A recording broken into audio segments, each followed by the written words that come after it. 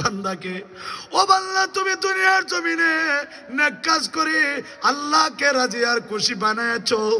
আমার আল্লাহ আজকে শিকার আসতেন, আমার আল্লাহ আমাকে বইলা দিছেন যে আমার আল্লাহ নাকি তোমার উপরে রাজি আর খুশি হয়ে গেছে।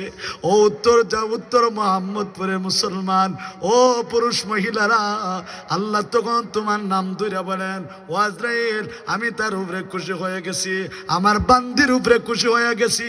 আমি খুশি হইয়া আজকে আমার বান্দাকে এবং বান্দিকে পুরস্কার দান করব, তাকে নিয়ে আসো। যেরকম সুবহান।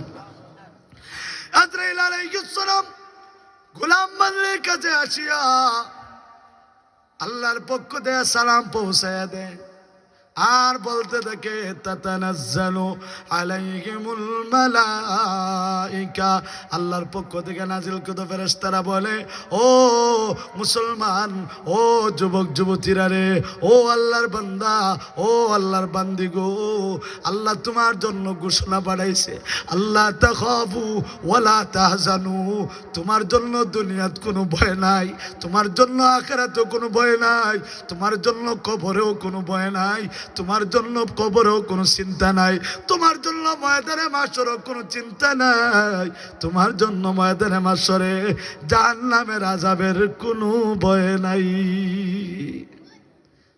ফেরেশতা দুনিয়ার থাকতে ঘোষণা দেয়, দুনিয়ার থাকতেই ঘোষণা দেয় তোমার জন্য কোনো ভয় নাই।